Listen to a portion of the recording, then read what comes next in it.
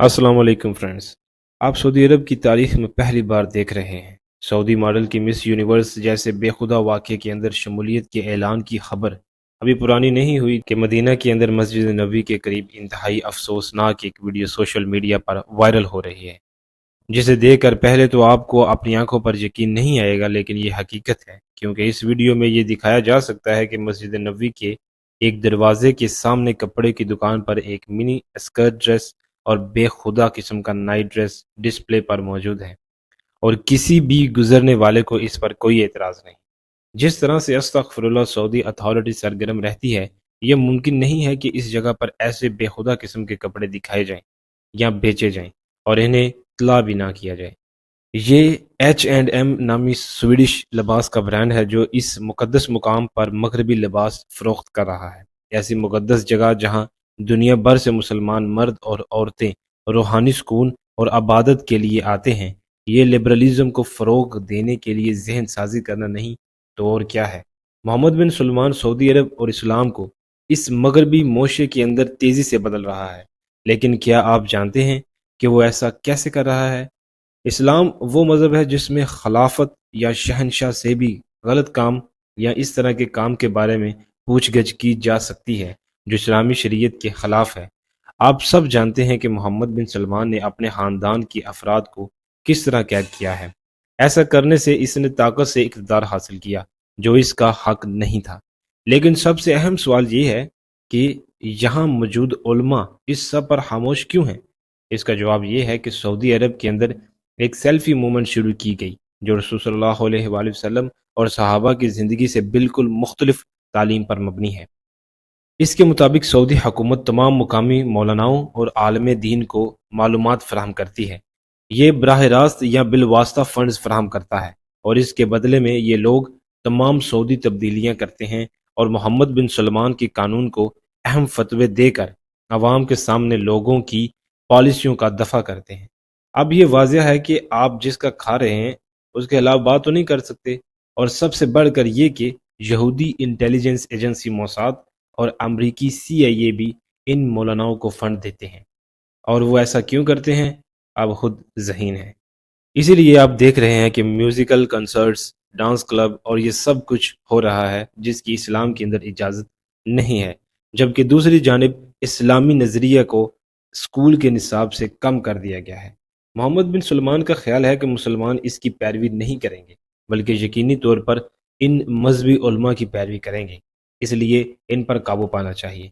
इसीलिए आज ये उलमा मुसलमानों से कहते हैं कि फ़लस्तीन के मुसलमानों के साथ जो कुछ हो रहा है वो दरअसल अल्लाह की मर्ज़ी है। हमें उनके लिए दुआ के सिवा कुछ नहीं करना चाहिए।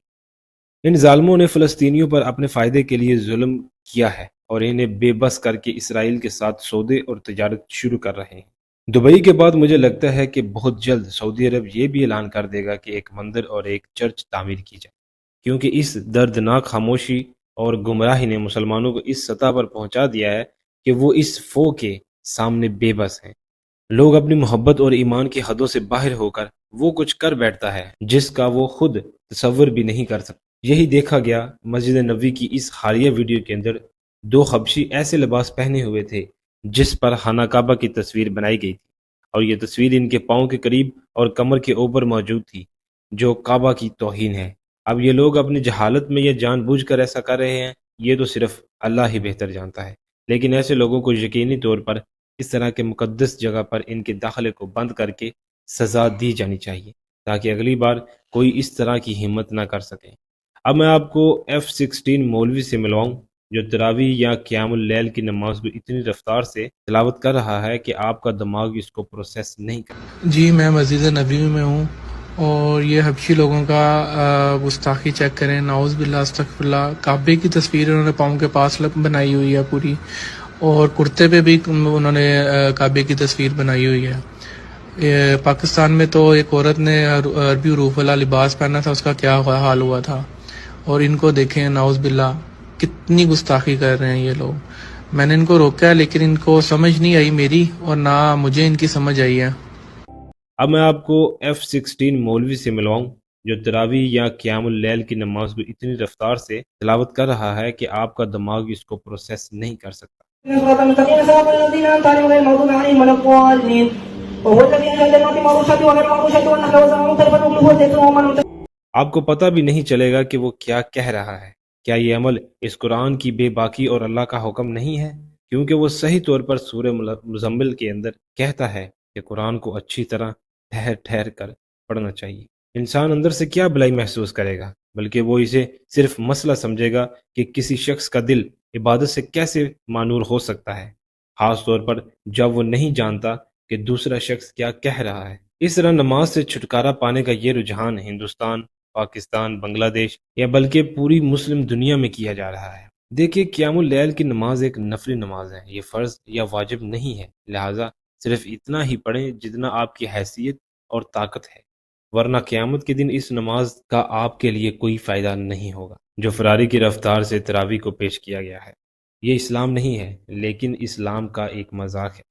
अब इस मौलवी साहब की नई तहकीक को देखें, जो ये बताने की कोशिश कर रहे हैं कि छोटे बच्चे को कब रोज़ा रखना चाहिए। इस बारे में कोई नई बात नहीं है कि मुकामी तरीका क्या है। सादी सी ये बात यह है कि हदीस मुबारका में लिखा है कि रोज़ा एक नौजवान लड़के और लड़की पर फ़र्ज़ है जब वो बालिग हो जाए। लेकिन इस किस्म के ज़हनी तौर पर बीमार लोग अपनी ही दुनिया में रहते हैं और वो नई नई बिदात को शामिल करते रहते हैं। बिस्मिल्लाहिर्रहमानिर्रहीम। देसी तरीके से ये बताते हैं कि रोजा बच्चे पे फर्ज कैसे होता है। ये देसी तरीका है, उसमें कोई सा भी धागा ले लें, उसको डबल कर लें। इससे ये धागा है, इसको आपने डबल कर दिया। डबल करने के बाद जिस बच्चे का आपने देखना है, बच्चा हो या बच्ची, तो ये कंफर्म हो जाता है। ये आपने वो धागा जो डबल किया हुआ था वो सिरा आप पकड़ेंगे और इसको यूं करके इसकी गर्दन के बिल्कुल एग्जैक्टली जहां पे यहाँ पे आपने फिट करना है, बिल्कुल ये बराबर है। देखिए यहां तक आए, फिर ये जगह जो निशान था वो दांतों में पकड़वाएं और जो आपने डबल किया था, अगर इस पे रोजे फर्ज है तो ये धागा इस पे गुजरेगा। ये देखें। अबे साले। शुरू में मैंने सोचा कि शायद वो कहेगा कि धागे को गर्दन के अंदर रखकर बच्चे का गला दबा दो, अगर वो जिंदा रहता है तो इस पर रोज़ा रखना फ़र्ज है। ठीक है, इस फार्मूले के मुताबिक कायम अली शाह और परवेज़ खटक पर तो फिर अभी तक रोज़ा रखना फ़र्ज ही नहीं हुआ, हालांकि ये दोनों फ़िरौन मिस्र के ज़माने में पैदा हुए थे। आप इन वीडियोज़ के बारे में क्या सोचते हैं? कमेंट सेक्शन में अपनी कीमती राय का इज़हार करें। अब मैं आपसे ऐसे ही एक और दिलचस्प वाक़ये में मिलूँगा। उस वक़्त तक अपना बहुत ख़याल रखें। इस वीडियो को देखने का शुक्रिया। खुदा हाफ़िज़।